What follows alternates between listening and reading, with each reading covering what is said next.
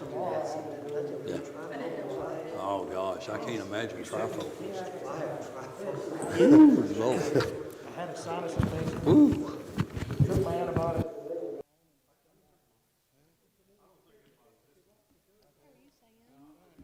I'm good.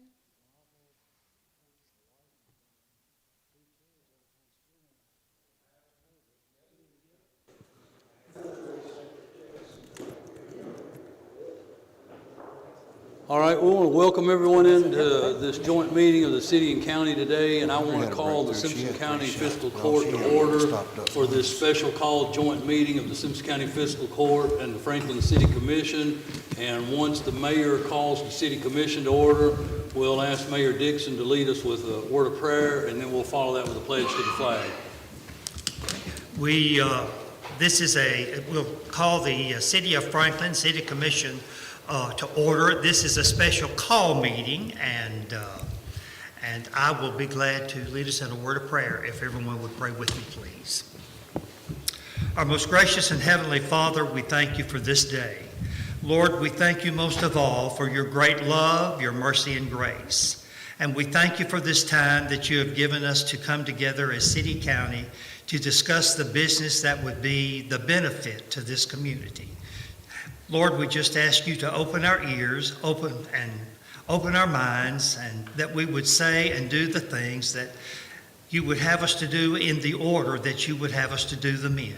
We just ask you to continue to be with us through the meeting, and we thank you for this time of year. We thank you for the season, and we always want to be grateful for the reason for the season.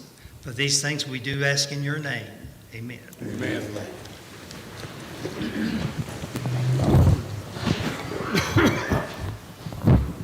I pledge allegiance to the flag of the United States of America and to the republic for which it stands, one nation, under God, indivisible, with liberty and justice for all.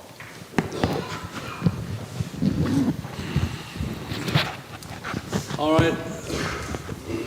On the special called agenda, there's only one discussion topic, and that is possible action regarding our 911 emergency communications equipment. And I guess Bob Palmer, OEM director, is going to make a presentation. What I'd like to ask everyone that speaks today to speak up pretty loud, because sometimes it's hard to hear with a big open ceiling. And let's let Bob get through this presentation, and then we'll move to any question and answer time. So, take it away. Thank you, sir. So good afternoon, everybody. First, before I get started, I want to thank the City Commission and the Fiscal Court for calling this special call meeting at the recommendation of the Emergency Communications Committee. I also want to thank the committee. We've spent lots and lots and lots of hours discussing over the years, talking about what our needs are in the city and the county, discussing what needs to be done to ensure that we've got safe and reliable communications for the city and the county emergency response agencies. Before I get started, I also want to introduce Robbie Smith and Jay Burley from Motorola. They're both here. I've got Kevin Yaden and Danny Mosley are both here from Mobile Communications of America out of Bowling Green. And then I have, I've got it written down here, Brandon Marshall is here with the Kentucky State Police. These gentlemen are our subject matter experts on this proposal. A to Z, whatever questions we may get towards the end of this, they'll be probably the best ones to ask the questions of. And I want to thank everybody for taking the time out of your busy schedules to be here to be here with us on this. So I want to start with a real quick review of the history of the system that we've got in place at this point. Franklin Simpson County Ambulance Service applied for and acquired a grant in 2005 that enabled them to purchase and to put into operation a 450 megahertz ultra high frequency, or UHF, logic trunked radio, which is LTR. You'll hear us refer to the system as an LTR system. That included the infrastructure, repeaters, antennas, cables, all of that stuff at the tower site, which I'll talk about the tower site here in a few minutes, plus all of the mobile radios and the response vehicles, the portable radios carried by the responding personnel as well. All of that was done, it was done by a grant, and it didn't have to come out of city or county budgets either at the time. It was a grant. So we've always been thankful that they applied for and got that grant to buy this system. That system was put into operation in 2006, the late part of 2006. According to the notes that I've taken in my time in the Communications Committee in 2004, in a conversation, I believe, probably with Kevin, that system really isn't designed for emergency services type use. It's more of a taxi cab or factory or commercial type system.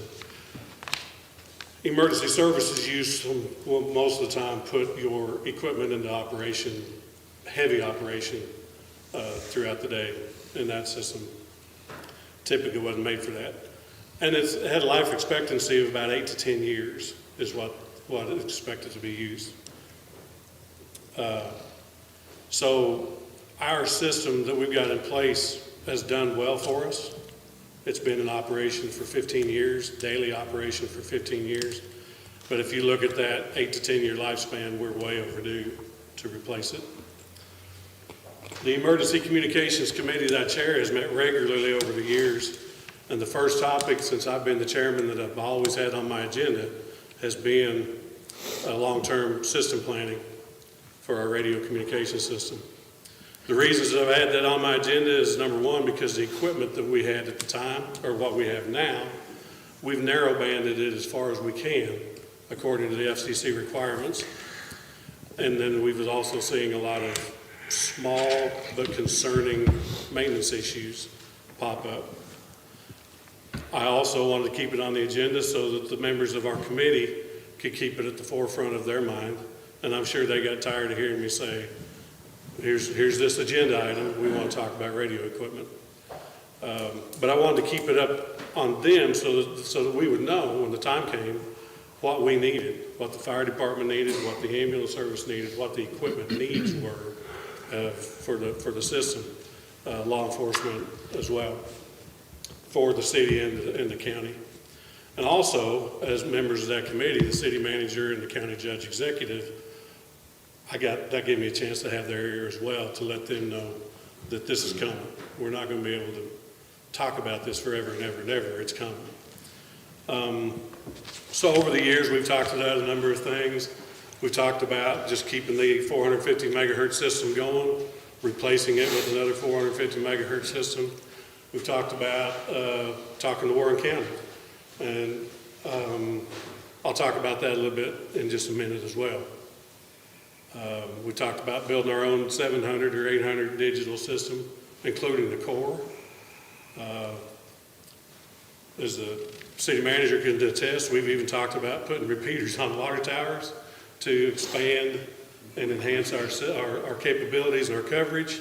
But we found out from the manufacturers of those towers that would be extremely problematic to try to do that as well. So we've discussed a lot of different things. And Kevin, there he is, Mr. Kevin Yaden back in the back of the room, along with multiple different KSP representatives and Motorola representatives throughout the years, have been invited to and come and sat with us in some of these meetings, done proposals for us from time to time to figure out what our options could be, but there's never been any action to address the root problem. The root problem today has become that our system is outdated, it's deteriorating daily, and it's pretty much broken. Modifications that and I shouldn't use this after this was brought up this morning in fiscal court, but I shouldn't use this term, but Band-Aids. Modifications that I call Band-Aids have been applied to the system at different times over the years to help keep it functioning. New equipment has been purchased by the Franklin Police Department and the ambulance service a few years ago. They did that to increase their faith in their capabilities of being able to continue to communicate because the system was failing. But that didn't address the root problem of the whole system failing. For the past couple of years, county agencies have had access to Tango Tango, which the fiscal court knows what that is. It's an app and a program, a system that goes on your phones and turns your phones into radios. But again, that's only a stopgap measure. It's not a replacement for a system, and it doesn't address our root problem. The controllers, and the Motorola and radio people in the room will know a lot about this. The controllers that turn the system into a trunking system that gives you additional capabilities a few years ago went out. They quit functioning. And when that happened, the only thing we could really do is take those controllers out of the system, convert it back to an analog system, and it helped, but it didn't address the root problem to what we've got.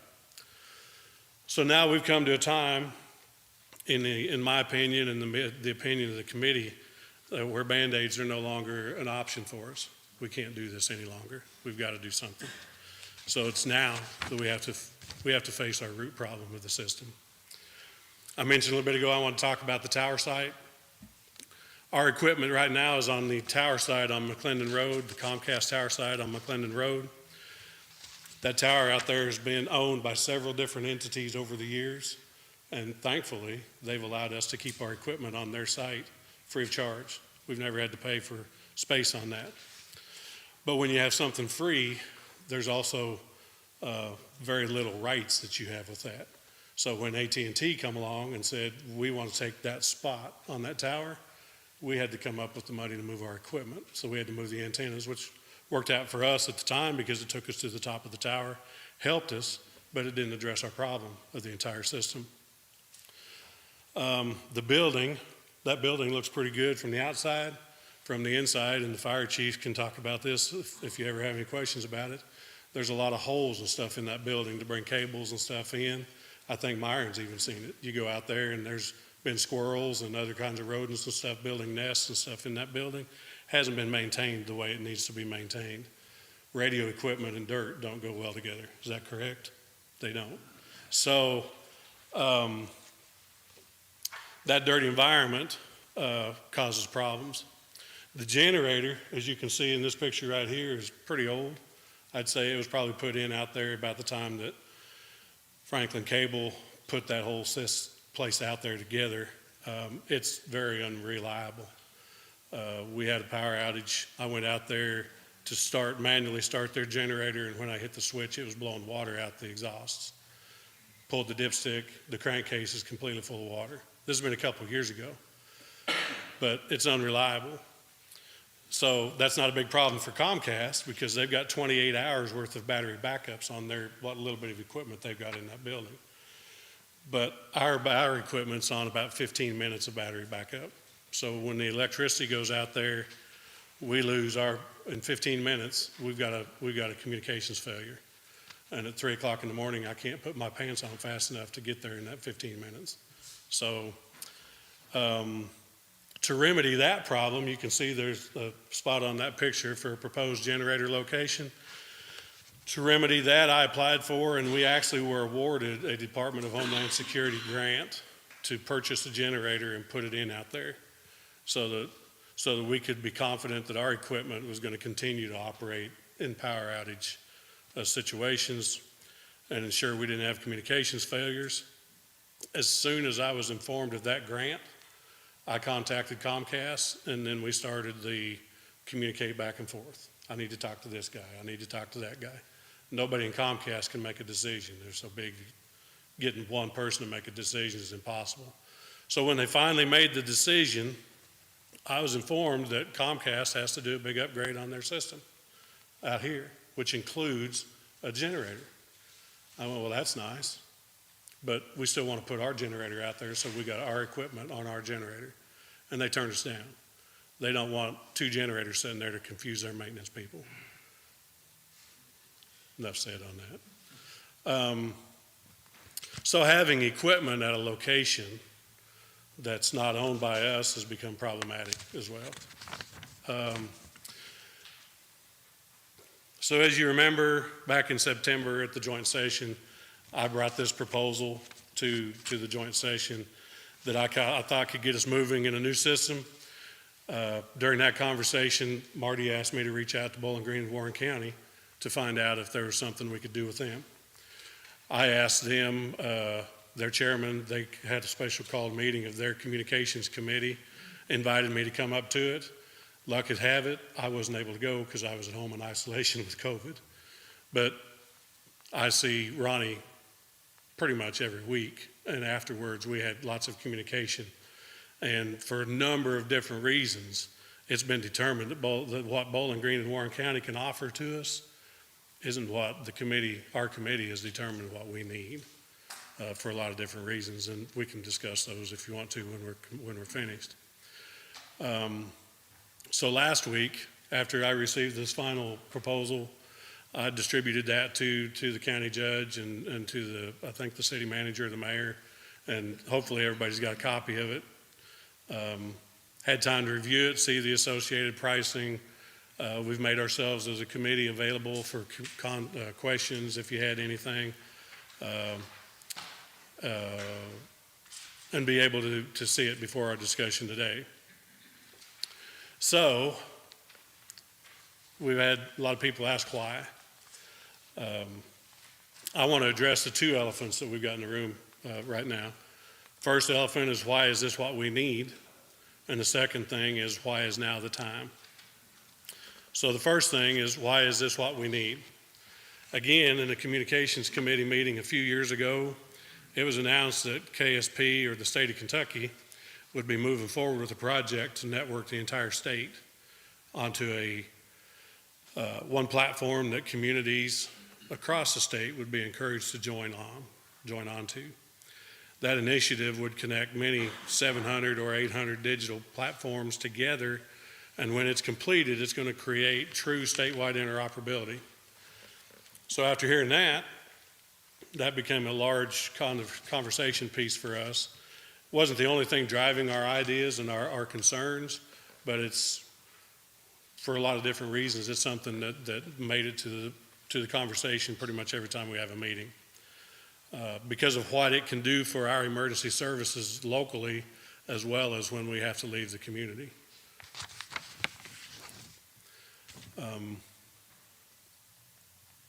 Yeah, not there yet. So in more recent meetings, we've been introduced to some of the equipment and learning more about combining the technology in the equipment, such as using cellular, the cellular coverage in the area, or if you're inside someplace and there's wireless internet available, the equipment now has those kinds of capabilities. How it can enhance to get better reception, not only in areas of the community with limited RF or radio signal reception, but also to increase our communications in critical facilities like the schools, the hospitals, the box stores, the Mint, where we've got no communications capability inside that structure, cellular or RF. You can't hardly use a cell phone out there. So working with them, I think we could probably get some internet. Hopefully they would give us some internet capability so that would allow our radios to work inside their facility. Using the newer technology expands the system outside the limits of the tower, is what I'm trying to say, which greatly increases our coverage. The proposal that you guys have for Motorola has got some built-in discounts because the state is actually weathering the cost of the core, which is quite expensive. I mentioned it earlier. That's one of the big things that kept us from ever going down that path was the cost of the core. Proposals also advantageous to the state as well as Franklin and Simpson County due to the tower location and the coverage it's going to provide or would provide. There was also some discounts calculated into the proposal because of that. And because of where the tower would be located, it helps all of us, Kentucky State Police, Simpson County, and anybody else that may be on that statewide system if we go this route. A very important point that I need to make, and I've made this a number of different times, is the interoperability. Anything that we do that makes our community less interoperable is going to be negatively impacted by our ability to get federal grant funds. So FEMA and the federal government like to be able to check that box that we haven't done anything to hurt our interoperability. This proposal does nothing but increase our interoperability. It keeps us in the good graces. I do want to mention, and I don't want these guys to shoot at me, but I'll say the word Kenwood. Next Edge. Kenwood's Next Edge system is not recognized as a P25 compliant system by FEMA. So whenever you hear people talking about, well, Kenwood's so much cheaper than Motorola, well, it is, but we can't get federal grant dollars for that. And if you get that system, we just cut our throat for federal grant funding for other things in the future. So, and it won't work with this platform.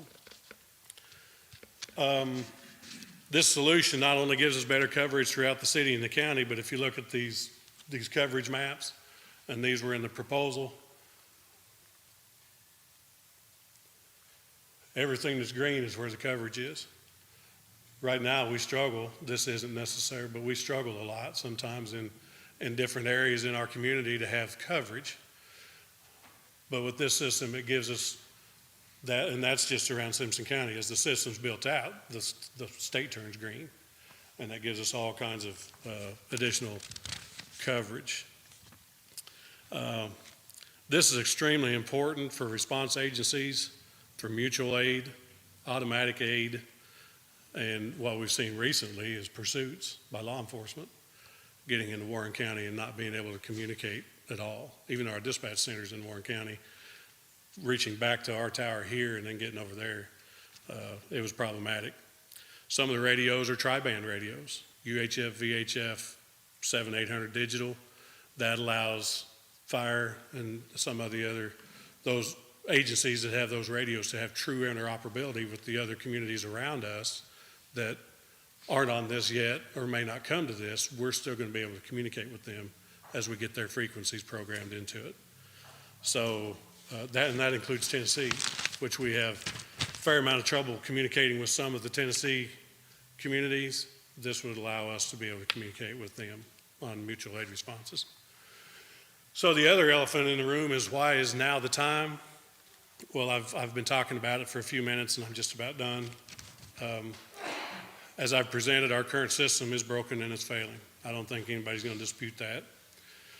The funding, it's just luck of the draw that the funding that we've been talking about is available at this time, and it's likely not going to happen again to have this kind of funding available to us. And those of us on the Communications Committee believe that we really need to utilize this funding in a project of this magnitude that's really screaming at us to be addressed. We also know that the costs associated with this system, we've been told a lot, and common sense almost tells us that the cost of a system like this is going to increase dramatically in the future. So the price of the system now, the time is right, because we know it's probably not going to be this way again. We understand that as a governing bodies, you guys are probably getting hammered daily about people with ideas about how this money can be spent and all that kind of stuff. But we really truly believe that we need to be looking at this communications because it's that important. It needs to be a priority. Talk about state contract. We can use the state contract for pricing instead of having to go through the bidding process as well. That helps. All of us in the department heads are stewards of the taxpayers' dollars, or you wouldn't have us in those positions, I don't believe. We think this is a system, it's the best use of the funding as well. And again, the current system's broken, it's failing, and it's not going to fix itself.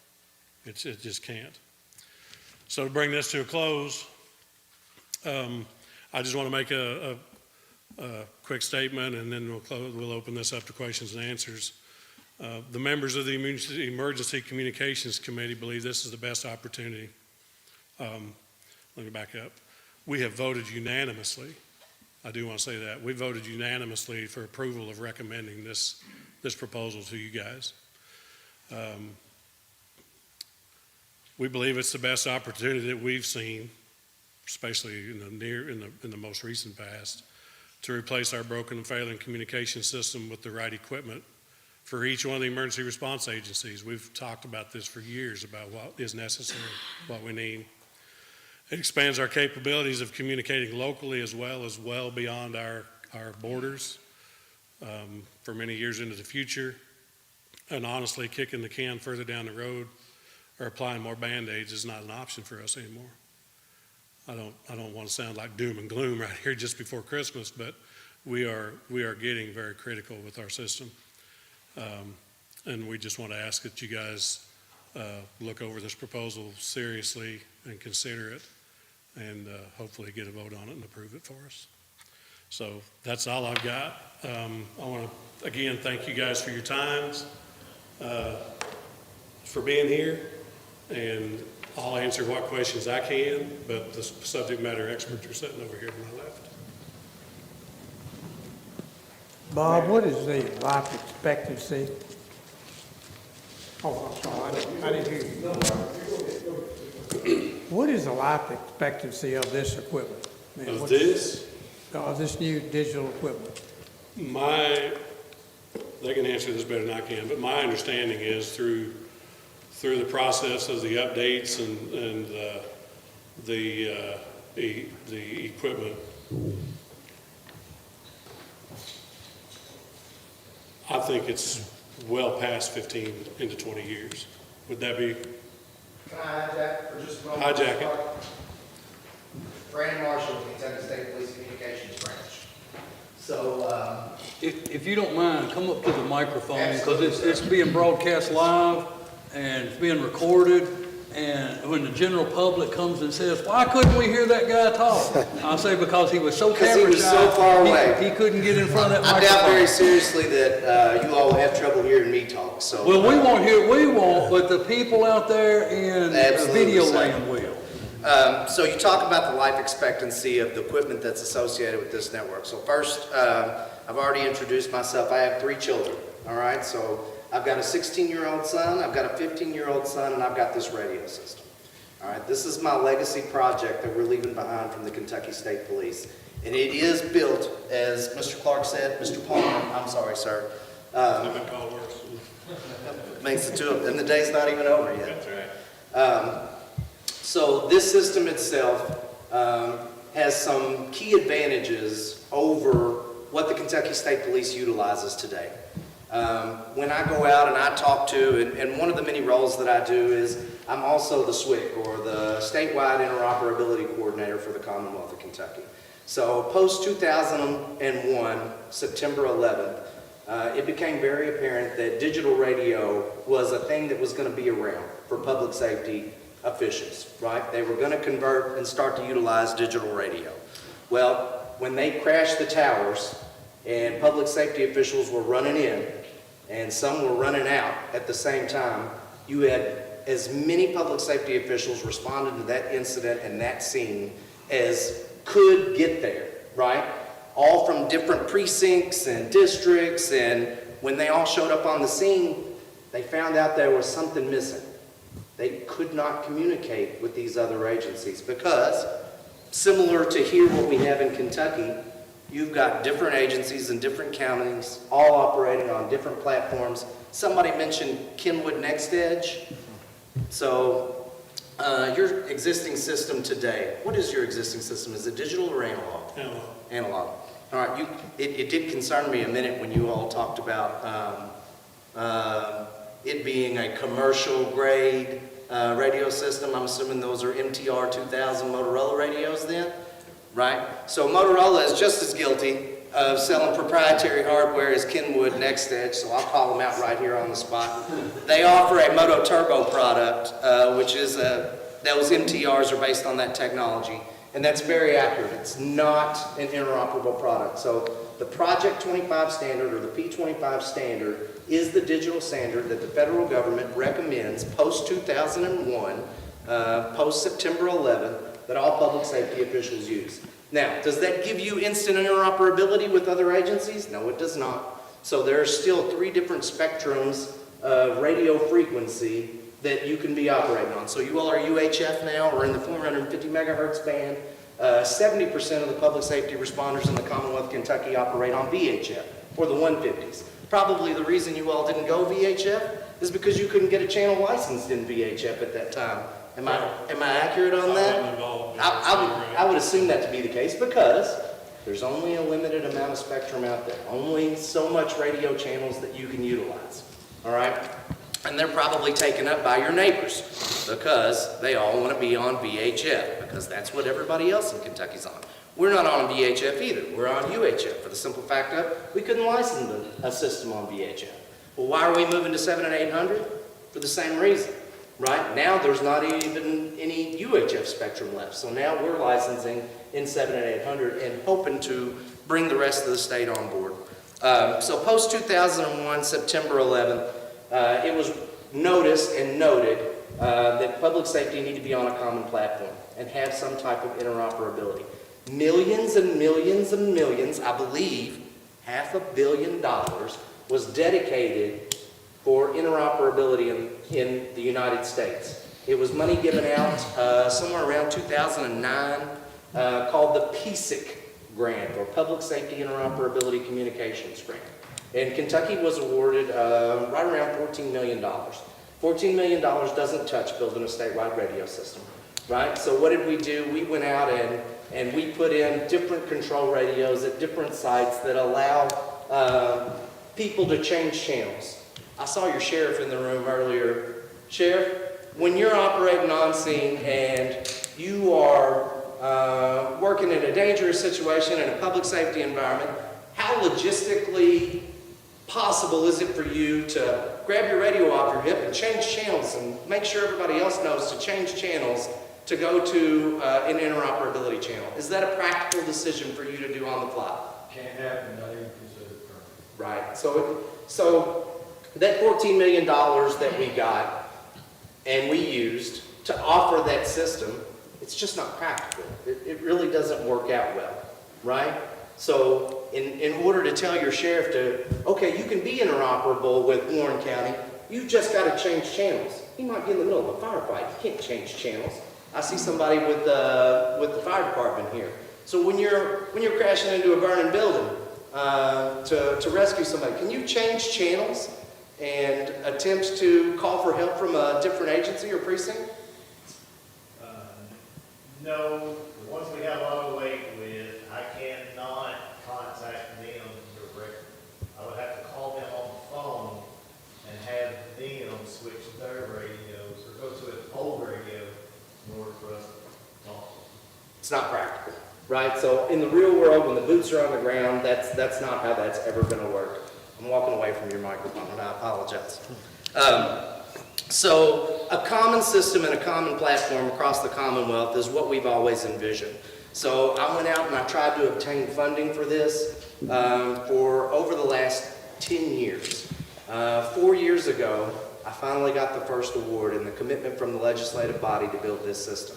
So overall, the first award was $37 million. The second award I've gotten is $54 million, with a promise of at least another $54 coming in this next budget cycle. Over $140 million is what the state has dedicated to building out this statewide radio system.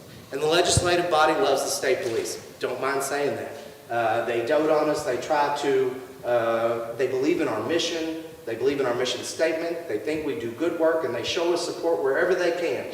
But I can assure you, they wouldn't have dedicated $140 million to this radio system had they not believed that it was going to benefit the counties and the cities just as much as it's going to benefit the state police.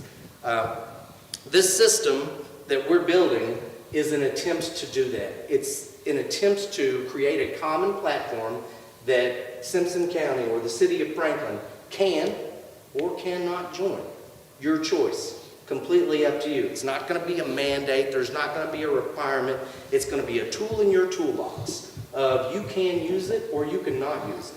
Whether Simpson and Franklin County builds a tower and adds a site or not, doesn't make any difference on whether you can access this radio system, provided that you buy subscriber devices that are capable of changing channels and operating on this system, you'll be able to, right? Will the coverage be adequate for Franklin, Simpson? I don't know. I can't answer that. So, obviously the Kentucky State Police does have a presence in Simpson County and will continue to have a presence in Simpson County. Do we feel like our coverage is adequate for us and our mission and what we do the way it stands without you adding this tower site? We do, but we do business very differently than you all do. I don't think it would work very well for the fire discipline. It's a mobile-only device, right? So from a high-powered car radio, we'll be able to talk the majority over Simpson County. But you get out on a portable radio away from your car, you will not. So I just wanted to clarify that. The advantages to this system, I made some notes while Mr. Palmer was talking. In addition to interoperability is capacity, right? So as of right now, how many channels does the sheriff's office operate on? What, we've got two. You've got 2 channels that utilize infrastructure both? Both? What about how many fire disciplines are there in Simpson County? We have one department that covers the entirety of Simpson County. Is that a paid fire department? Department. Is that a paid fire department that operates on? Combination. Okay. Private employees and the rest are volunteers. Kudos to you guys. We have basically 2 duplicate channels. They're pretty well mirrored to each other. We operate on primarily just one channel.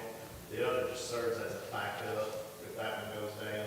In the past, that second channel has served as when the LTR has gone down for EMS and police, they typically have always gone to that channel.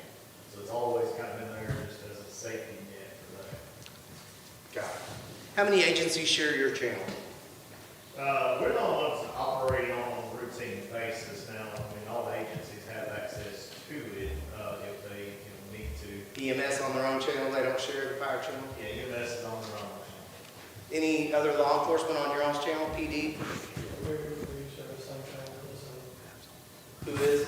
We share the same channel with us. In your Franklin, city of Franklin? Okay, so you all share a channel? Basically, law enforcement has 2 channels, fire has 2 channels, and EMS has 2 channels. Got it. All right. So capacity, additional channels, as opposed to the ones that you've got right now. Right now, the way that your all's channels work, are you all trunked or are you all conventional? We took the controllers out. So, The controllers, literally the controllers, and Kevin was the one that was doing it. You took the top off the controller and tuned it. We sat there and talked on it for a while, it worked fine. Put the top back on it and knocked the tune off. So we had to take the controllers out and destroy the control so that we could make it back to an analog system. so Kevin works for That was your, one of our Band-Aids. Kevin works for your you all have a contract for maintenance of your existing Mobile system? Communications of America, they do our technical work. And you all have a contract with them, I'm assuming. You just pay them as you go. All right, so the majority of counties and cities in the Commonwealth of Kentucky, there's another issue, right? So you all don't have a paid on-staff technical technician or group of technicians to handle these things, to do these things. So one of the things that we also do is we help local agencies, counties, and cities all the time. And that doesn't just apply, let me be very clear about that, when it comes to whether you're going to be on our radio system or whether you're going to rebuild something different. We are glad to come and help you and be your technical assistants, be your subject matter expert at any time, provided that it's regarding public safety communications. So my office offers that services all the time, whether it's this system or whether it's anything else you all want to work on and talk about. So you all should know that as well. Capacity, interoperability, but for me, the big selling point for this system is encryption.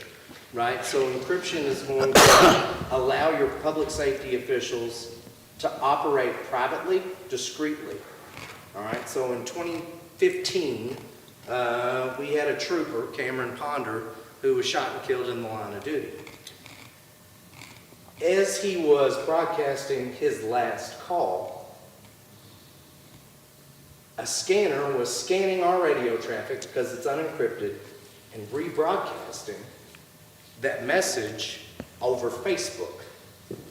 Imagine being his family or his wife or his mother and father, and this is the way that you hear that your hero died in the line of duty. You hear it over Facebook. It's inexcusable, right? We've got to do better. So whatever you go with, be it on our system or be it another system, I hope you all keep that in mind and make encryption a priority, right? It keeps your officers safe. It'll keep things like that from happening. So encryption is the other big advantage that goes along with our system. How long, the question was, how long do we expect this system to last? Well, here's the truth. So how long does a TV last when you buy and put it in your house?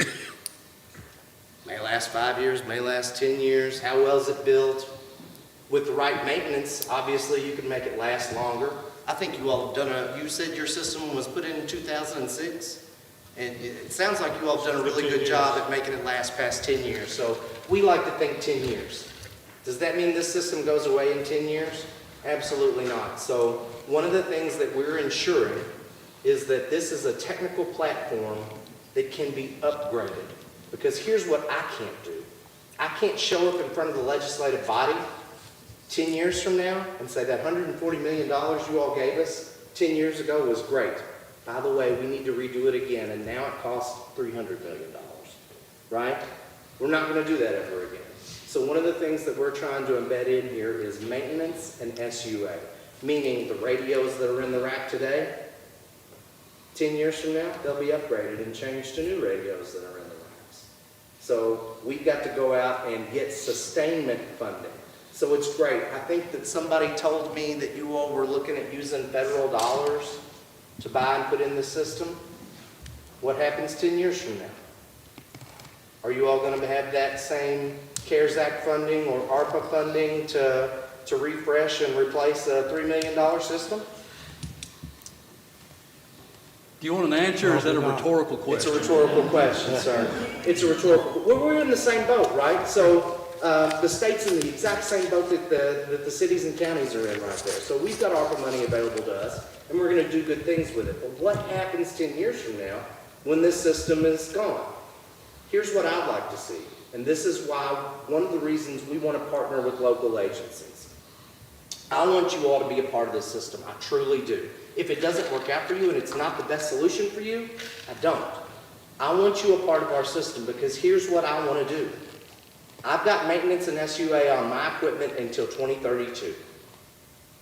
2030, I'm going to be in front of the legislative body. And whoever is on this radio system, I'm going to encourage you to reach out.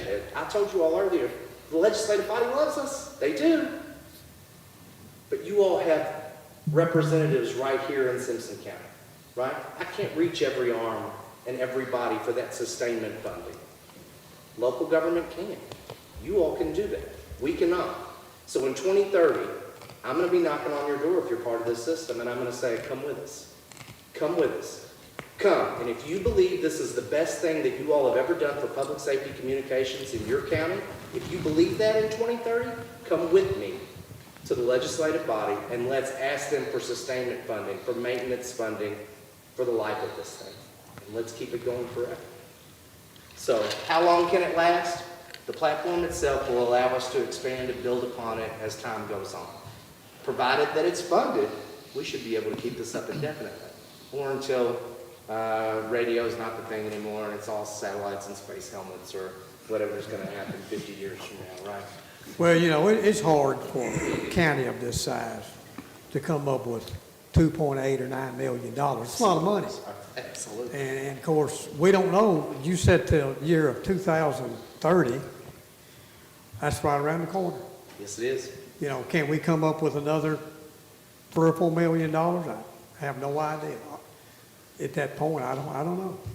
I think as a collective body across the state, I think that if you've got the county judge, the local sheriff, the mayors, and they're all on this same system, and we all go to them together, I think we can get a lot more traction towards getting funding than just the state police, or just us and you guys, or just you all on your own, right? At least it opens that door, it gives us another opportunity to explore. Do you know how many other counties or communities across the state are working to get into this same system? So I entertain those calls on a daily basis, and I've been going to different fiscal courts only when asked, because here's the truth. I don't have a radio system. Well, I don't have the new radio system up and active in Simpson County right now. So I want you to want to come on, right? I don't want you to feel like that the state police is soliciting you. I want you to hear about the system. I want to build it. I want to stand it up in Western Kentucky, which hopefully will be online next year, in my post 1 and post 2 area. I want to stand it up. I want to offer it to those people. I want them to start using it, and for them to go to CAECO and the sheriff's convention and be like, man, if you all haven't talked about this or you all haven't looked at this, you all really should, right? And you all to want to do this. That's what I'm looking for. So there are a bunch of counties that are already asking us. Because the truth is not everybody's got the amount of ARPA money that you all have, right? So I'm from Henry County, Kentucky, which is kind of in between, right in the middle of what the legislative body, which is probably an ugly term down here, considers the Golden Triangle of Lower Cincinnati, Louisville, Lexington. We're kind of right in the middle of there. Henry County has a population of about 40,000 people. All right, so we are very small, very rural, no real industry, horrible tax base. I can assure you right now that they can't afford to build out their own radio system, even with their ARPA money. So you all are obviously doing very well as far as managing your day-to-day fiscal operation. If you all have got ARPA money left over to even consider a proposal like this. So kudos to you all there. A lot of counties are interested in coming because they're in the same situation as Henry County. They really don't have any choice. Their equipment's broke down. It's older than your all's equipment. They haven't had the foresight to attempt to pay for maintenance and have people come and look at it. They do what most people do. It's broken, it's not working, well, we need a new one. Because the sales guy comes in and tells them they need a new one, right? Yeah. So a lot of counties are wanting to come on, and they're all talking about it, but what I keep telling those counties is, let me build it first. Let me build it first. Let me build it around your county. Let me give you radios to try on the system as it stands, and then you tell me, did it work for you? Did it not work for you? Would it work for you with more coverage or an additional ASR site that they proposed to you today? Maybe it will, maybe it won't. I think that your all's timing when it comes to the funding that you all have available puts you all in an advantageous situation to do something different as far as that goes. But a lot of counties are looking at and evaluating the system because it makes sense. The first responders want it. They want that interoperability. They want that encryption. They want that feature set. They want to be on a common platform. So, how many are on it today? None. How many Kentucky State Police units are on the system today? None. They won't be until next year.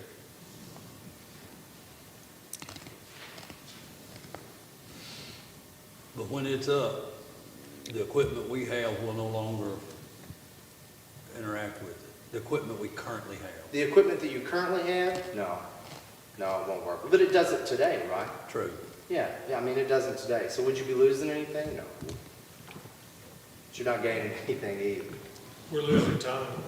You are. So you're saying this is the best system available?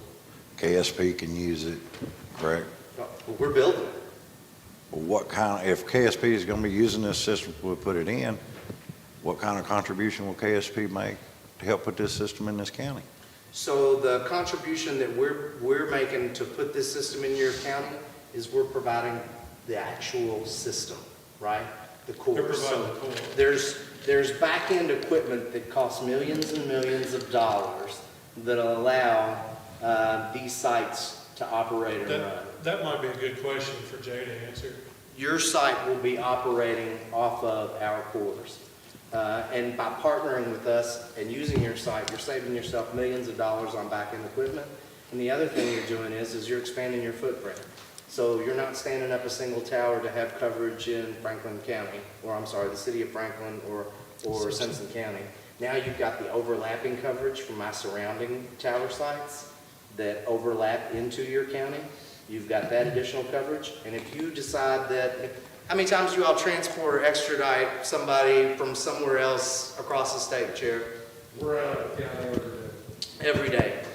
You'd be on the statewide system, which means that when you all are halfway across the state, your public safety people can talk back to your dispatch, right? And your people right here in Franklin County, from Pikeville all the way to Paducah. Our dispatch is KSP.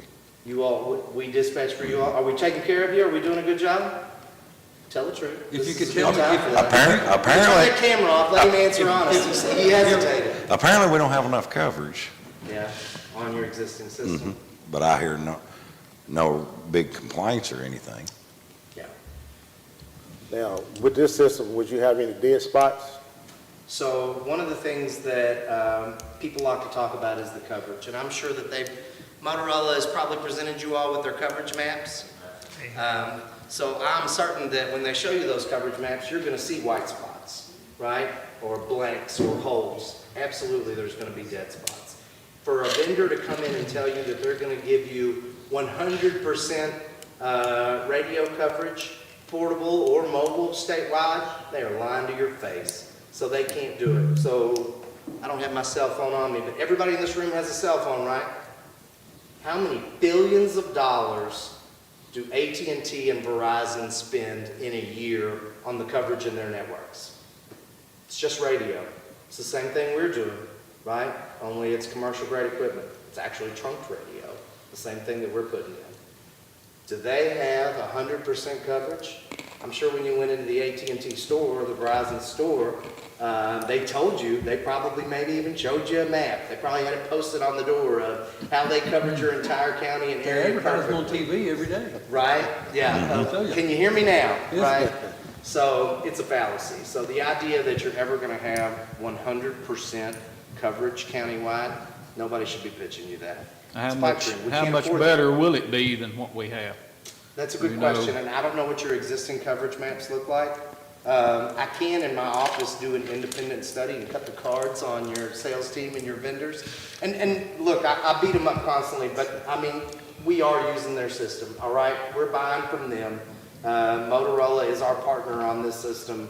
But I beat them up constantly, but I can, right? So, I would be glad to look at your existing equipment and provide you all with a coverage map of what I think, according to my engineering software, that your all's existing system on your existing tower should be covering if it's operating 100%. Do you all know So- if it's operating at 100%? What, we got now? Yeah. No, it's too old. Wrong. In your presentation just a few minutes ago, you showed us a green map of the coverage area if we were to the new system. Is this the same question that's been asked there? I think you just showed it just a minute ago. Right there, the green area. Now, we're talking about these white shaded areas is trouble. Those would be trouble spots we have in there. If we went to the new system up at the top left-hand corner, Well, this is all new. all this is new. This down here is portable on hip type Okay. coverage. But this is what we have presently. No, No. It is, no, we're talking this about, is new. that would be new. So. But remember, and they can talk more about it than I can, I also mentioned the fact that the equipment will work on cellular and wireless, Yeah. correct? So your RF it will be different. This is RF. Boo, here comes the vendor. Well, he's got to dig back everything we lost from you. Let's see what we got here. No, so the way we do the maps is we do mobile, and I can't read the fine print on them, but I'm believing we have mobile, there we go. Let's go back one more. All right, mobile inbound. So what we're looking at here is this is adding your site to the existing KSP system as it builds out. So if you're the sheriff and you're driving around the area, there is white spots throughout that pop up, but this is 95% coverage with the mobile radio that we proposed in there. So what that's saying is 95 out of 100 times that you key up your radio, it's going to show up in green. If we fast forward 2 spots. Let's see. Right now, what we're going to be looking at is portable on the hip. This is outdoor coverage, okay? So this is sheriff, fire, whomever gets out of their vehicle, they're standing in clear daylight, okay? At that point, you're still going to see some poles that pop up, but again, you're getting border coverage from each. This is not portable in the vehicle. When you're in the vehicle, there's a 200-pound mast next to a steel door and a small antenna wedged in between it. So you see a lot of coverage loss, but that's why you have mobile radios inside the vehicle. Is that portable on the hip, Jay, or is that portable at the mouth? On the hip. Okay. On the hip. If we fast forward one more, please. And one more. All right. So now we start to open up some more holes. 6 dB loss. I generally lose people when I start talking about dB loss, but essentially what that means is I'm walking inside the first floor of a home, right? Not everything happens outside. Sometimes you have to go inside the vehicle or inside of the home. So inside of a standard home, when you walk in, you start to see some of these things pop up where there are white spots, where there's not guaranteed coverage there. And a standard home's not built out of concrete and steel like a commercial building, correct, sir? Correct. So one thing to think about, white doesn't mean you have zero coverage. It just means we're not guaranteeing 95% or better coverage. It could be zero. There are certain areas, there's certain steel buildings, concrete buildings, bunkers, that nothing's getting in or out. That's just part of the system. But we look at, we know where the sites that KSP are looking to build where they have existing infrastructure. We then take, it makes sense, find your population spot, where are you most often, and build out from there. You build a tower tall enough where you can send that signal as far as you possibly can. And that's another one thing that we look at is frequencies, right? So Brandon talked about frequencies quite a bit. Getting 7800 licensed is much easier because it's part of a statewide system. Brandon sits on the board. He's not going to care if his signal goes farther into another county because that benefits the Commonwealth as a whole. When you look at VHF and UHF, people want to limit your frequency, how much output you have, because it's going to interfere with their traffic. So if somebody in a neighboring county keys up their radio and they hear you talking on it, they're going to be frustrated. So they're going to call the FCC and then you're going to have to lower your power. So as that continues to go down, it makes 7800, which is what this system is, even more powerful. One of the things as far as growth, I cover Indiana, Kentucky for my role. I started in Indiana. They have, you look at radio IDs, so a subscriber is a mobile radio or a portable. They have around 94,000 radio IDs on their statewide system right now. They had a little bit of a head start on when it was done. We officially moved them in 2014. They had a capacity max at 64,000, 64,000 IDs. When it expanded and we grew it, now it's 128, it's going to go to 256,000. That's how much it grew. So from 64,000 IDs to 94,000 IDs over the course of a 7-year period. People understand there's benefits to it. Brandon has a core, he has a backup core. If something goes wrong, it routes to another location. You don't see a lot of individual counties building out their own systems anymore because of the cost. These are meant to be shared, right? I can build one system for the entire state, everybody can join. I can build one system for every county. It's more beneficial if one county has this system, right? Because I'm selling more and more, but it doesn't make sense. Fiscally, it's not financially responsible at all. So that's the benefit of the statewide. So it gives you the exterior coverage that you wouldn't get. If you built your own coverage or your own system, I'd have to delete all of the outside coverage because you wouldn't be part of the system anymore. So now you're getting the benefit of one tower compared to, say, 3 or 4 different towers. In Bob's presentation, he was talking about inside the Mint being able to have communication with this system. But as I'm sitting here looking at it, it looks as though you wouldn't have any coverage inside the Mint with this system. Today, so what would you, when you were talking, were you planning on that business adding something inside their building? We would ask them, and I've talked to the superintendent, because it's the same problem we got at the school.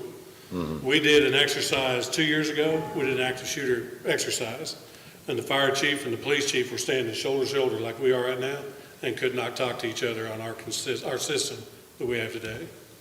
It was just garbled.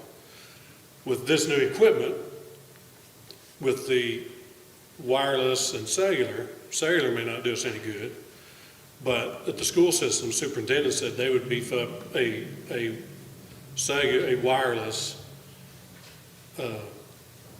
internet, so that as soon as we walk in, we would pick up that internet and you'd be able to communicate.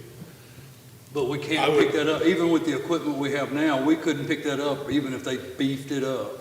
No, It doesn't work. no, RF isn't gonna work in the school, it's just too much stuff. But I was just saying, But the way we you would have presented to it, ask the Mint to provide, and I would ask them to provide a secured wireless network for emergency services, which wouldn't cost them, I mean, very, very little. well, That would allow us to just walk through the door, and then we could communicate in the bowels of the system, of the building, that we can't. not only the mint, but inside your, the industries, the factories and all, same thing. So should that be something we should look at as a requirement to industries to, when they come into the county, to have that inside their building? Yeah, I would. Okay, I absolutely would, And because we've had this issue recently at Tractor Supply. right. especially if they're building, because then it just becomes a part of their building process. And I'm asking a lot of questions, and it's not that I'm opposed to this. I just, Oh, great question. there are a lot of questions that I'd like to ask. There's multiple different ways to expand your coverage. Traditionally, 3 years, 4 years ago, bidirectional amplifier was the only way to expand coverage inside of a building. So what you're doing is you're installing an antenna on the outside of the building, which then brings it in and amplifies it throughout the rest. Those are expensive, they do have to be maintained, but that's an easy way to add coverage. Usually you can do battery backup, so if you're a fire agency, you cut the power when the building's on fire, the bidirectional amplifier still works. Now if it's on fire, it goes out from there, right? As we've grown, right, this is something KSP would still have to add as part of the system, but our radios have the ability to either or, roam onto a Wi-Fi signal or roam onto a cellular. So right now it's either AT&T FirstNet or Verizon. So as the system progresses, it has the potential. Right now your only option is bidirectional amplifiers, but the radios will be equipped with the technology that could do that. There's things I gotta get, work with Brandon on across the board, but that's potentially there, right? So is the red square the Site. antenna location? Yes. And then that one in Russell, so where is the one in Warren County or Allen County? Are they not looking at doing anything? No, there's sites there, they're just outside of I believe they're outside the coverage map. Okay, We've got a tower site right outside of Bowling Green. As far as Warren County goes, right now our tower sits on top of, or our antennas sit on top of Pierce Ford Building. Pierce I Ford believe it Tower. is, Pierce Ford Tower. Yeah. But we're actually looking at moving that equipment off there and moving that to, there's a transportation site. The KYTC has a transportation building and their own tower there. And we're looking at partnering with them there and going on their tower as opposed to getting off that building top. that location looks almost where Blackjack Road's at. Is that, There. how close to that is that? That's at the park. That's at the park? That's at the old soccer fields up on top of the hill at the park. Okay, so the park is not planning on using those fields for anything? Not that we know. Okay, This, you know how the parking, that gravel parking area is? My Yeah. vision is to set the building right at the end of that parking lot and put the tower right next to it. Now, correct me if I'm wrong, that up there, isn't that where the core would be, that our tower here would communicate with? So I'm In not Logan gonna, County? so one of the things, so we have two cores, right? Because we Yeah. can't afford for one to go down. Yeah. Lose connectivity to one and things not work. So we've got two. And as close as I will tell you for in the interest of security, and I know that sounds silly, but these things for public safety have become targets as of late. We got a camera on, I'm assuming this is gonna be published. I won't even put it in internal documents anymore inside the agency. As close as I will tell you is I have a core in the Frankfurt area, and I have a core in the Elizabethtown area, right? So that if a new Madrid event occurred, and that western tip of Kentucky, and E-Town was literally broken off and the Ohio River swept it away, whatever. We're still going to be up and operational and functional off of our Frankfurt area core. But I won't tell you where they are, I'm sorry. Well, that's fine. As far as these, and I would encourage you all, as far as like these maps and whatnot, your tower sites that are identified, Homeland Security would probably recommend that you all take that off, right? So don't show where your tower site is. That's your public safety's link to help in communication. So you wouldn't want anybody to come and dynamite your tower in the middle of the night or do something like that to it to hurt public safety. So redact those documents. I guess my only other question is, you're talking about tower, and if I understand this proposal right, the tower cost is a significant amount of this price. What are they quoting you? I don't even know. What are they quoting you on this tower? It's all combined with the site equipment. It's not itemized? It's not lined out there, line item by line item? I did not line I would item by encourage a line line item quote myself. That's Bob, what did I you would tell do. us I've it heard was like like 25% of the cost? $1 million. Around of the 25%. 3 million. Pardon me? About a The third. tower was about For the tower? 25% No, of for the the total total system. cost. Around 2.9. That what you told me? Yeah, but I've heard like I $1 don't have million it for all the written tower down. or Some something. of That's what I was told, somewhere around. That's about right. So, Cost me $500,000 or so Yeah, you have to build it. there's a and about shelter, $500,000 12 by to 16 get shelter. it. That's what There's I a think. generator, there's a UPS, there's a 250-foot guide tower. Cost to light it, cost to install it, pour the concrete, et cetera. Then we put all of our equipment into it. That makes it work, turns it on the air, and then the rest is the equipment, the radios, mobile, portable, and install and programming to make the system work and usable for the officials. This tower that you're quoting them with all your equipment installed, what's the loading gonna be on that tower? The loading is meant for growth in case, How so? How so meant for growth? for the UHF antennas. What's the to be- capacity of it?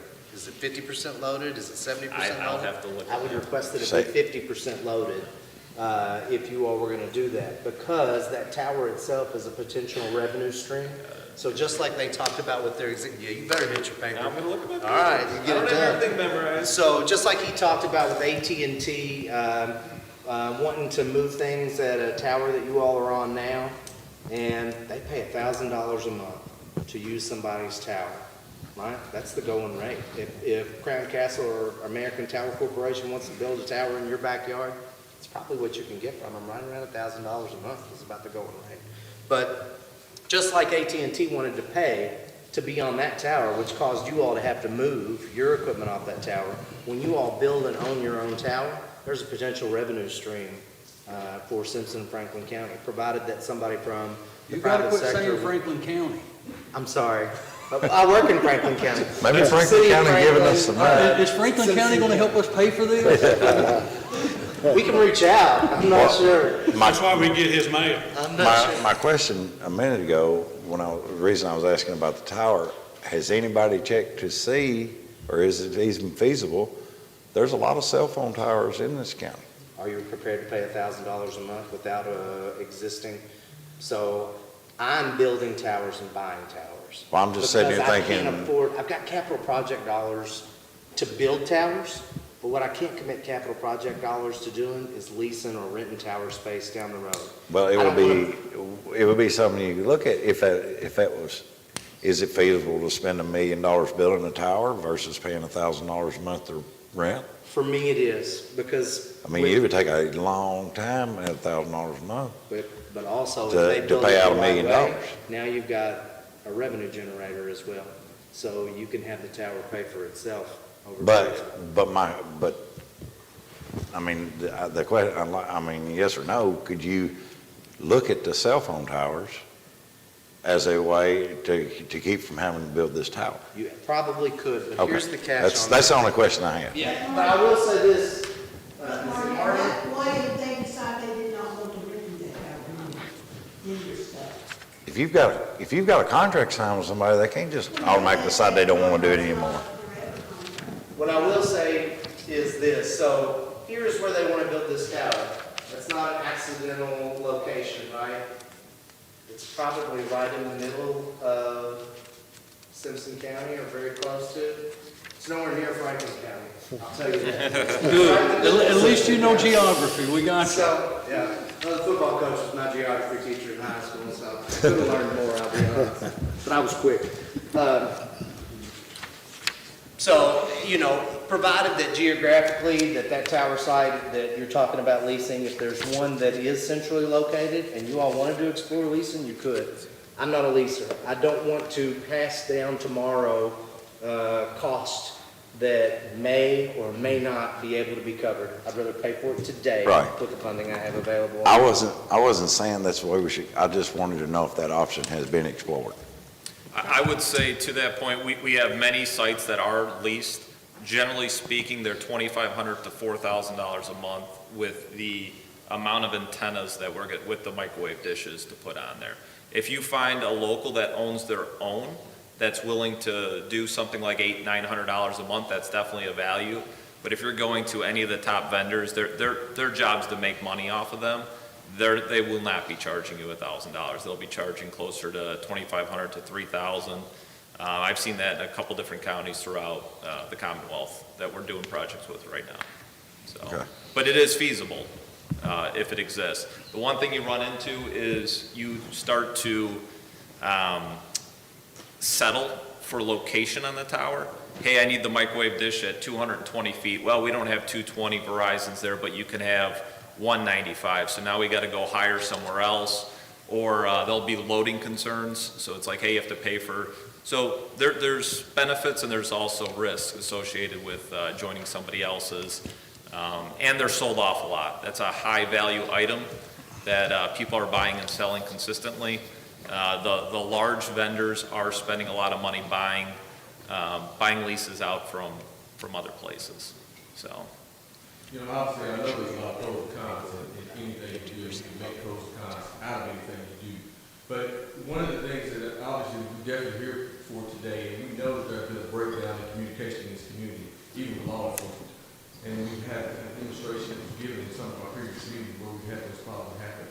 Now, I guess my question today, because I know there's a lot of conversations going on, and some of it's way over my ear when it comes to communication technology and things of that nature. But now I have a question for Robert, because he and the committee has put this package together, and they have strongly suggested that possibly we go with this, and we've had spokespeople to even back it up. But I think it's a very important question, because you brought up one just a few minutes ago stating that there's maybe some thoughts, the why. There may be some thoughts as to the money that's maybe allocated that we're going to use possibly to fund this, and why can we use it in other areas. And communication, we know that anything you do in life, communication is the key to anything that you do. In your research that you've done to present this today, just give us an understanding of how long that you guys have actually been looking at this information to present to us. Has it been a year, 2, 3 years? Because I know this information is not fly by night. I know that it can't be. It's impossible that it is. And I think it's very important that as you guys step out on this platform and says this is a strong recommendation that you're giving. And I know we had conversation about whether or not to build a tower or rent a tower, and you gave an example of that just a few minutes ago where someone came in and said we want this spot. Not to say that it happened, because you brought up this point, Mario, if we did a contract. But obviously, if we want to grow and we really want to bite the bit on this communication, obviously we need to do our own thing so we would never, ever have any other problem with communication in this community, especially with the agency that needs it the most. Police, ambulance, fire, and being able to communicate with the schools and all of that. My question to you is, how much time have you guys researched and put in this information that you've given us today to make us feel comfortable about the research that you guys have done? How long have you actually been working with this? We've been discussing it, like I said on the presentation. We've been talking about this coming up since 2014. Okay. The individual Motorola versus different radio systems, or with Warren County. We've discussed Warren County at least 6 times. Okay. But every single time, it comes back to either they're going to build over here and we're going to rent from them, or we're going to build and have to eat the price of the core. Right. Those are the two things that always cut us off at the knees, that we've never been able to even give a decent presentation that we would even talk about it. But we've been discussing this for many, many years. So roughly 8 years, we've been facing and looking at this. So we're at that point now, we're about to hit the wall. And a decision has to be made as it relates to our communication. We are at a point where we can't do Band-Aids and kick the can any Absolutely. longer. Okay. Well, I appreciate it, because I know there's a lot of conversation that's been had about that, and I know that there has been extensive research and study that's went into this presentation you guys making, and you have a lot of representation here to back up a lot of the information that you present for us today. And so And I would like to point out again, Sure. that the vote to bring this to this body was a unanimous vote by everybody on the committee. Okay. Well, I have one question that did come up that there were some concerns about, and maybe somebody can answer this. And this is the only thing I'm going to say other than making some kind of vote here in a few minutes. There were some concerns that it's recommended to save some contingency money for the structural modification of the KSP site 3-4 Russellville, as the tower remediation plan is determined after the structural analyst of the tower and post site. Who can answer that? I can take that one. Okay. So as part of the connectivity, as Brandon mentioned, there's multiple cores. There's a statewide microwave network that connects all of these together. So your point of entry to those cores is the statewide microwave, which exists at the Russellville site, which is up there, 0304. We have dollars in there to run a structural. So a structural is mapping the tower, saying, okay, you have 5 antennas here, 4 antennas here, 3 antennas here. Can you go ahead and add 2 more microwave dishes is what we're looking to do. If that structural comes back and it says you need to add another, I can't think of the name of the wiring that goes to connect the guide tower to make them stronger, if you need to add additional steel, none of that's in there yet. That's something that still has to be done from a structural standpoint. If it comes back and says, hey, it's fine, KSP is going to be adding equipment, they're going to be moving their stuff around, we're good, but I always like to say leave a contingency fund, because that's one, we don't have it run yet as far as where that stands. And that wouldn't be a responsibility of KSP, because it's your equipment that's going on top of it that would cause it to either be overloaded or stay within the loading period.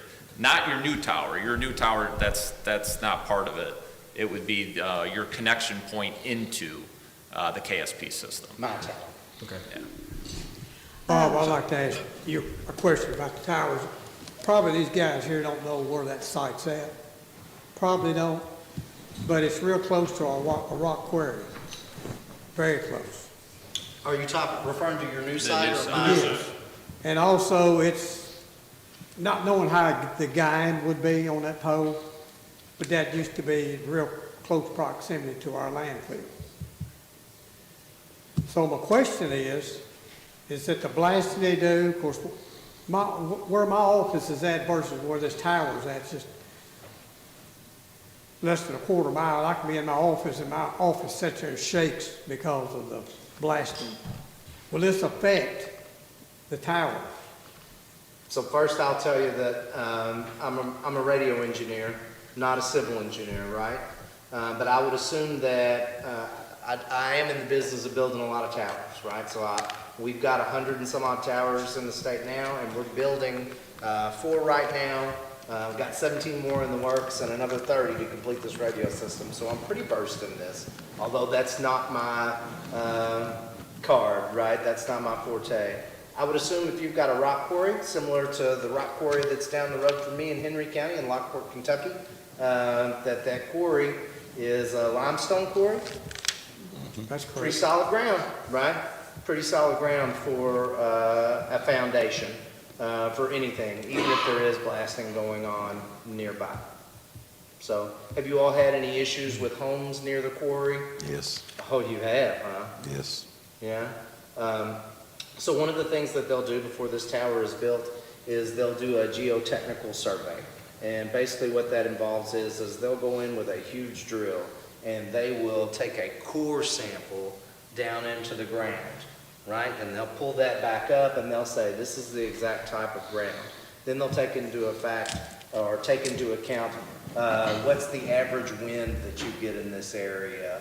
And they'll determine just how far down these concrete pylons or if this is a guide tower, the single pylon under the base of the antenna, as well as the anchor points for the guide wires that string down and hook, that'll determine just how far those need to go down, and how deep into the bedrock or sitting on top of the bedrock they need to be. But there's loading requirements that are set aside by the federal government, and I believe the current standard is Schedule H. Rev H. Is that right? So But when you got this tower, say, at that location, and we would actually be aligning this equipment with the tower in Russellville, correct? yes, sir.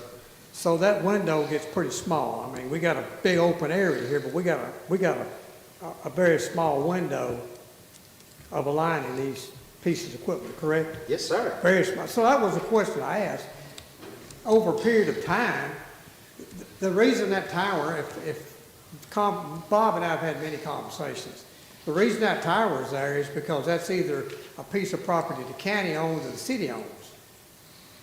I don't think elevation was ever brought, it could have been, I don't know, but that's part a of it. fact. But it's a county or city owned piece of property, and it's not used for anything. So I just was wondering, over a course of time, are we gonna have adjustments that's gonna have to be made because of vibration? That has to happen anyways. So as far as your I don't care where the connection tower point- goes, I'm just concerned about that. You're probably gonna have to have that if the tower makes it through an overnight 90-mile-an-hour wind situation, you're going to go back. So and part of your readjust routine it. maintenance that should occur every so many years is those dishes, those microwave dishes that give you that point-to-point contact, that tie you into my system, that has to be aligned every so often. It's part of it. So should be included in your. It Should is. be included. It is. All right, making sure. So, That's part of the out years. It'll tell us that we're starting to have issues. Yeah. I got a few things to say. Y'all are welcome to sit down, because I'm not gonna ask you a question. I have some Oh. things as well when you get a You chance. got questions Yes, for them? yes, All right. okay. We don't want to be here all afternoon. I understand, but everybody else had their opportunity, and now Okay. it's my chance. Okay, thank you. Just to go back a little bit, Bob, to the capability of going into the schools and as Marty said, maybe the industries and using your equipment, maybe with their internet service. Is that something that would be done automatically, switched over to that, or is it something that would have to be switched yourself when you go in? It does it automatically, doesn't it?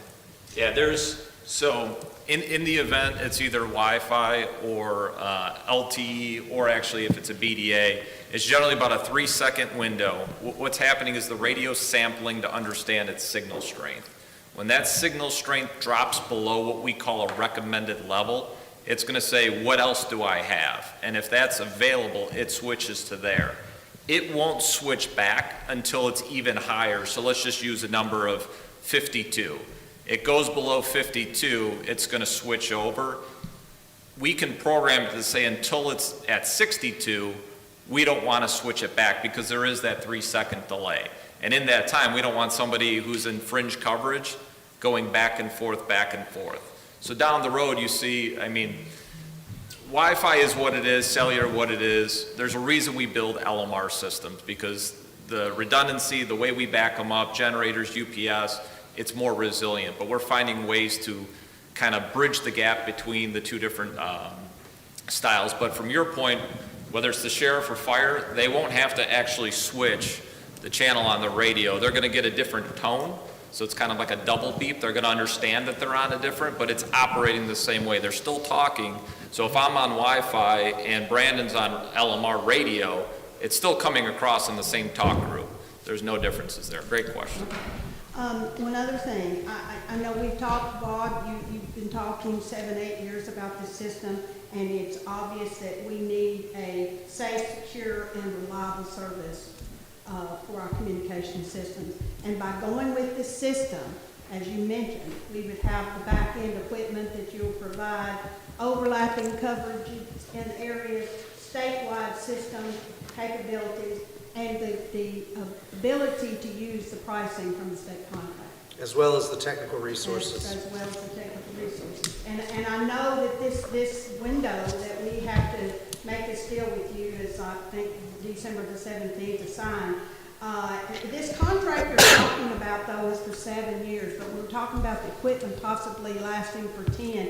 I would like to see that contract with you guys to be extended to 10 years to cover that as well. So that's one, that's kind of the best way to word it is, the way I look at it, it takes a while to build a tower or lease a tower no matter what. So my assumption is this system is online somewhere in January of '24. These do take a while to build. With that, you automatically get 1 year of warranty services, which puts you out to January of '25. You add the 7 years that we're providing, that takes it to 2032. My number. Your system operates off of his system. If I extend it to 2035 and they unplug it, I have nothing, there's nothing that makes your system work at that point. You're on your island. So that's worst case scenario, but that's why I won't extend it past, because it's respect out of the state system, and then it's doing the right thing. Otherwise I'd be communicating, and it's not possible if something changed. And I don't want you paying for those additional years of maintenance and SUA out of your own pocket. And the way the system's upgraded, even without SUA, it would last, I guess, a little bit longer without doing any major upgrades, but at the same time, the goal is I think the state of Ohio, I want to say, is till about 2040. Indiana's through 2037, so there's the intent to extend it, but Brandon can't do it without funding, and that's something, the system's built out, additional funding's requested. That's where you look at the long-term, 10 to 20-year plan. It's just how the dollars are lined up at a statewide level. Even if I had funding today, I can't sign a contract outside of this biennium budget. So, yeah, very true. I'd love to sell it. Does anyone else, As a sidewalk there, I would do it. does anyone else have a question for these gentlemen?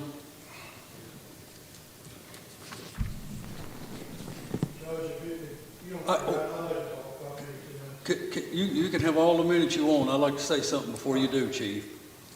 Y'all are welcome to sit down if nobody else has a question for y'all. Thank you, guys. We've heard a lot of information today. We've heard a lot of information over the past several months in our last joint meeting. Evidently, this has been a topic of conversation for some years, is communication equipment.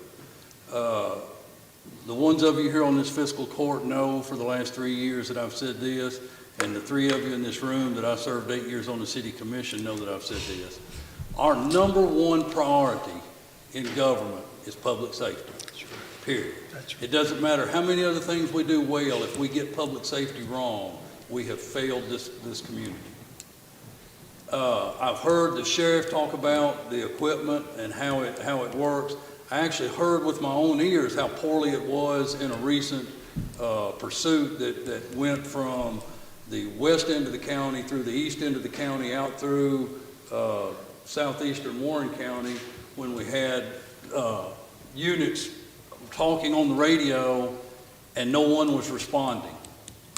It is dangerous to have your emergency responders out in pursuit, out on a scene of an accident, out at the scene of a fire or anywhere, and know that there's a real possibility they may not be able to communicate with anyone.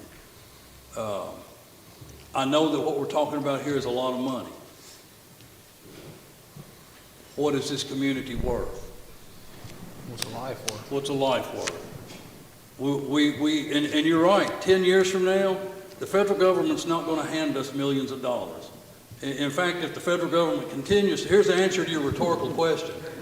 If the federal government continues to hand out millions of dollars, we will cease to exist in another 10 or 15 years, as we currently know and like the United States of America, in my opinion. We have a need, and we have the ability to take care of that need today.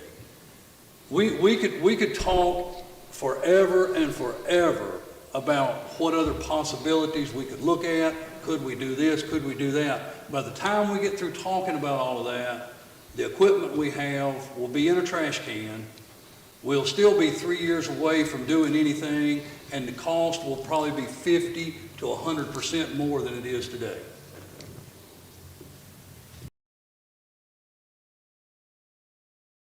Communication equipment meetings, and I've listened to our OEM director, our fire chief, our police chief, and their recommendation.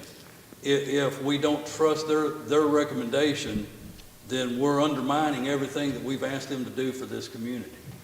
So I have no problem proceeding with this. I know we say it's a lot of money. It's $2.9 million. And to my understanding, unless the mayor or someone from the city says otherwise, my understanding is we're looking at that being a 50-50 split between city and county government. That's correct. At this point, I would like to make a motion.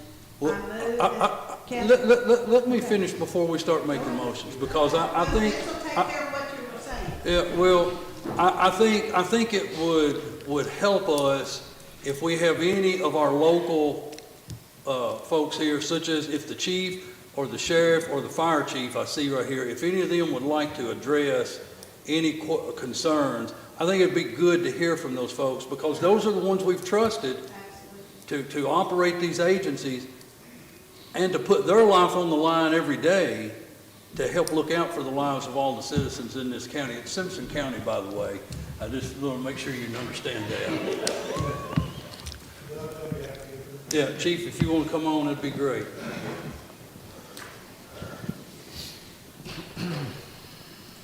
I'm coming off COVID myself, so I'm still getting my lungs back, so I'm gonna try to project out here. Look, Slide on over here. Marty, I'm the most protected person in the room. You need to be the closest to me. I've got all the antibodies built up right now, so I wanted to bring this back local. I've been in this community for the last 17 years. I've been in the position of chief of police for 7. You know, we've listened to KSP talk today. We've listened to Motorola talk. We've kind of seen some back and forth, you know, on what they could provide and what they could provide, and ifs and buts and candies and nuts, and we could sit here till we're blue in the face 16 years from now. The fact of the matter is, this system that we got right now is hemorrhaging daily. You people are very intelligent people. You've been voted in your office. You're fiscally responsible. We appreciate every single thing that y'all do. Great questions all across the board. This ain't a fly-by-night project. Bob and I have probably spent ourselves a lot more consternation and time and thought into this for the last 7 years than what we'd like to admit, right? Because we have a real passion for not only this project, but we have a passion for like bringing the safety and public safety to Simpson County. The things about the Mint, the things about the school system, you know, the capabilities that KSP and this system will be able to bring in are only increasing to the options that we don't have today. They're not going to decrease away from that. Going P25 allows us funding capabilities going forward when we're talking about 10, 15 years down the road, not coming up with $3 million to do an upgrade, because FEMA will then look at us and say, hey, Simpson County didn't do standalone crap system. They did a system that was best for now and in the future. That's what we're looking at. That's what our board sit and has spent every waking meeting for the last 7 years coming to y'all today with the best product that we unequivocally feel is for the betterment of the entire Simpson County. Why is it a 50-50 split? When Kenton Powell asked me that, it's because every one of these emergency services operate 24 hours a day, 7 days a week, and they put their life on the line for the entirety of Simpson County. We've heard about pursuits. We've heard about, you know, calls in other jurisdictions. We had an officer 3 years ago got in a fight up at Life Skills with a mentally ill subject and had to roll around and finally get on his cell phone to call dispatch to get Bowling Green PD. Bowling Green come up there and basically on the radio berated the officer for his poor equipment because it put his life on the line. Is that what you really want to deal with after you roll around and tussle with somebody up there in Bowling Green, that you want to berated by another agency because you have poor radio communications? No. So what I stand here today and tell you unequivocally, the elephant in the room for the last 7 to 10 years has been the equipment. The real elephant in the room has been the fact that we can't fund it. That funding mechanism is there today. If we do not do that because we have this funding mechanism and we all know we have extra to pour into other infrastructure, let's not lie. But if we don't do that funding mechanism towards public safety today, everybody in this room is making a grave mistake. Thank you. Thank you, Chief. Thank you, Bob. Chief, I just want to With say, that being said, Mayor, I move that the city of Franklin, Tennessee. she can't Sheriff, give it you back. You didn't think the chief would come up here and talk and not the sheriff? I can be long-winded, but I'll try not to be today. Over the course of 9 years, every year, some people have said, well, we haven't heard that we need a radio. Every year, once or twice a year, I would always mention, don't forget about the big capital project of fixing your radio system, because it has to be done at some point in time. That's a financial question. Sheriff, it's not my job to raise money for the county, but it's my job to do the sheriff's portion. But every time I would mention that, it would be to put in your minds that at some point you've got a huge project that needs to be taken care of. What are you going to do to fund it? How are you going to do it? You know, you just heard today that maybe in 10 years you'll need to do some more work. That's true. And this governing body of both city and county should be thinking, what do we do in 10 years from now? Well, plan ahead. That's what we do in our personal budgets. A few of the things about the radio system, without getting into the system itself, but to the general public it means nothing. Interoperability. Now, I was a trooper for 24 years, been all over the state. It was very important to talk to other counties when I was a trooper. You would think, I just worked Simpson County. It's not that important to talk to. We're in other counties all the time. They mentioned prisoner transport. Every day we are transporting a prisoner. We have an officer in a car that once he leaves Simpson County, he doesn't have any radio communication with anybody. The fact that KSP dispatches for us doesn't give us the capabilities to talk on the radio across the state. We've got a young man at the police academy right now. That's a 3-hour drive that he's driving twice a week to go up, come back. If anything happens on the way, I've got to tell him to keep away from it, and he has no radio contact. And he's not a full officer yet because he's at the academy, so that's a different project. But what I'm saying is there's no radio communication. Mason mentioned pursuit we had a while back. That happens all the time, gentlemen. You just don't hear about it. I'm not big on every time we do something of trying to tell the public, hey, we went and did something. Our guys work hard every single day. But 10, 15 times a month at least, we're doing something having to go over into Logan County, Warren County, Allen County. I've monitored a pursuit and lost my unit when he was down in Tennessee, and that's a scary feeling. But there's no radio contact once you get to a certain point. And then, depending on how serious the matter is, do you keep going or not? Years ago, I was kidnapped, a long time ago. And I found myself in the middle of Tennessee with no radio contact and no way to be able to contact anybody. That's a scary feeling. So, radios are a serious thing. I'm not going to act like, oh, it's a good story, I'll tell you something. Well, I know about the story. I just heard a phone. That's all I've got other than the interoperability and the foundation for the radio system is really what we're getting at.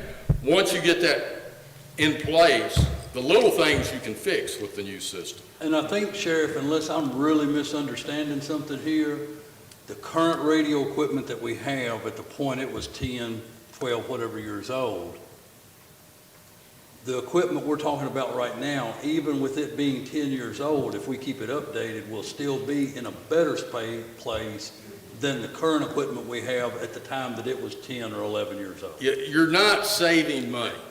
The radio system has to be replaced. Whether you replace it today or it makes it another year, you're going to be sitting in the same situation. There's eventually that radio system can't be fixed anymore. Yeah. And I've listened over a 9-year period of it going from working pretty good to every time we put a Band-Aid on it to watching it work less and less and listening to less conversations. And I've been in 4 situations in my lifetime where seconds mattered. When I say seconds mattered, somebody was dying. Somebody had been shot, and they had time to get 1 second of radio communication out, and you didn't hear anything else. And had it not gotten out, people would have died. So that's a reality. Sometimes we've got lots of time we can sit and think about something, get on a cell phone and call somebody. Sometimes we can't use our hands any more than what we're using. We're in the thick of something pretty important. And that's the same for all emergency management. You know, somebody falls in the river and is drowning right then. May not be the police, may be emergency management or fire departments there, but you've got seconds matter, so that's all. Thank you, Shane. Before Brownie makes her motion, I was gonna say, the reason I brought up about the mint is for you and the sheriff and the fire chief is that should be a requirement. I think we should go through planning and zoning on any of the new industries to require any new buildings to have that, whatever you recommend go in there, so that you don't have to ask, you're not having to go ask them to put it in later.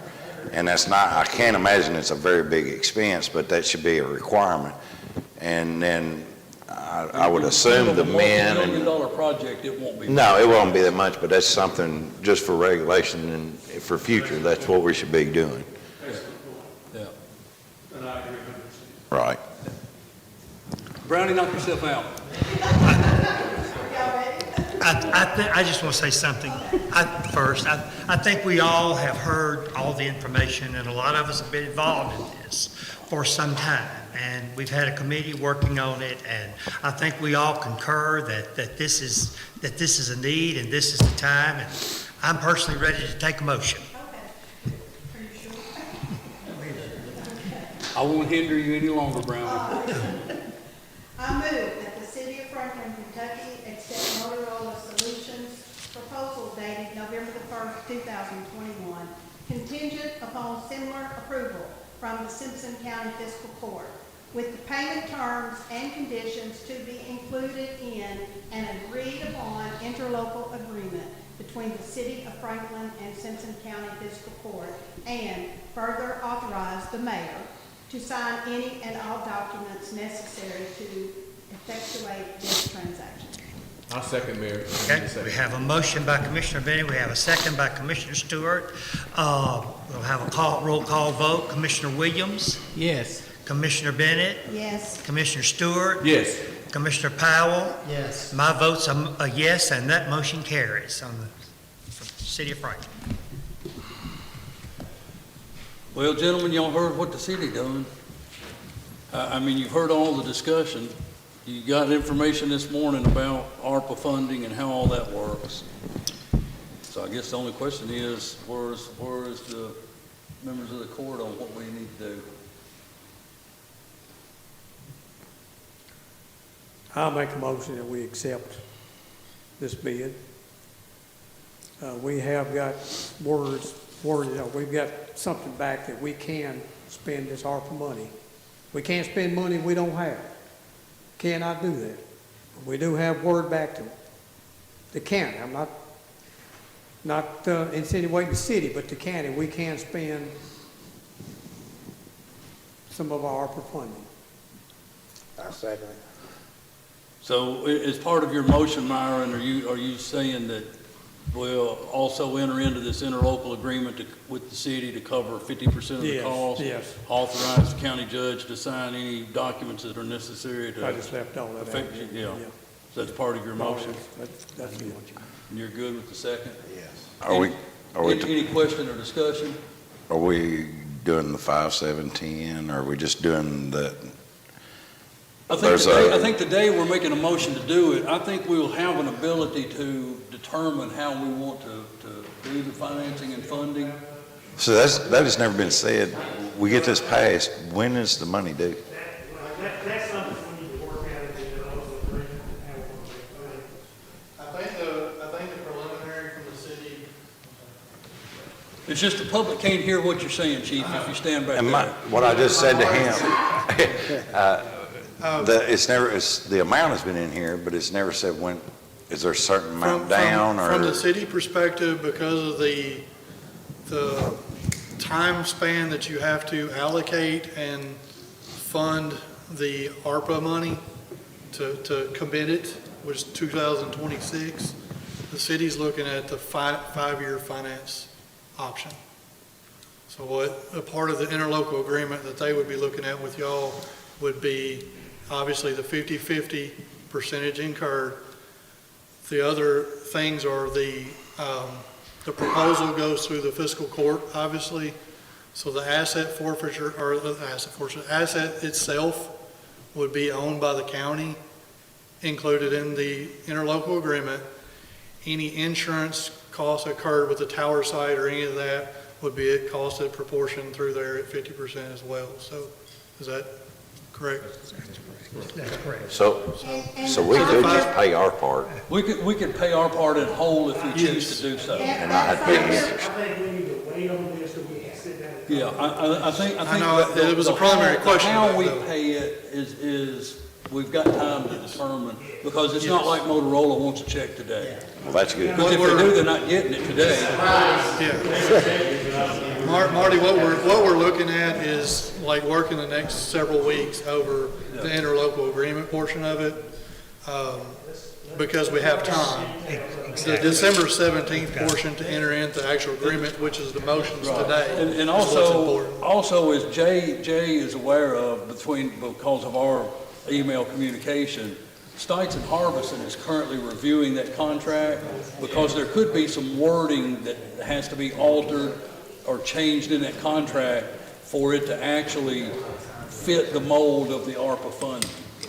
Okay, so we may end up having to vote on this again, Well, I don't think. if they change the wording. Well, the wording of the contract's irrelevant.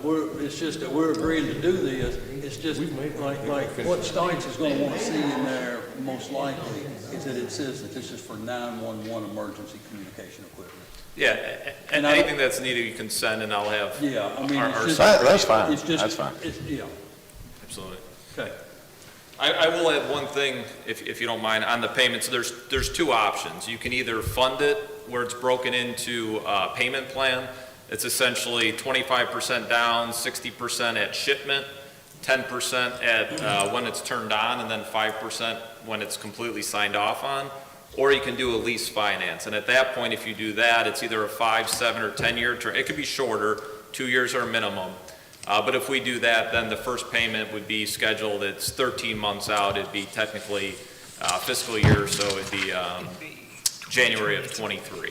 So there's two options, but we'd need to know which one as far as the contract goes. And it could be split, it could be, half down and then finance, or it could be one or the And other. those are the kind of things, we get that information, and as the city attorney's talking about, we'll work all of that out and incorporate that into the interlocal agreement as to how the city wants to cover their portion and as to how the county wants to cover our portion. Because And we'll work all that out. constraints on. Oh, that's fine. Do what? We've got a window there to spend ARPA money. Right. After a Well, you've certain got to have it period- committed by December 31 of 2024 and expended by 2026. Okay. Yeah. Just a minute, just a minute. You covered it just then. You Yeah, just said yeah, what yeah. went on in the bank. Okay, so we got a motion by Myron, a second by Nate. We've had more discussion. Do we have any more discussion? All in favor, aye? Aye. Any opposed? That motion carries unanimous. The only other thing I need now is a motion to adjourn. So much. Got a motion by Marty and a motion by Nate. I'll also need a motion. All in favor? To see. That was unanimous also. All in favor? Aye. All, we're adjourned.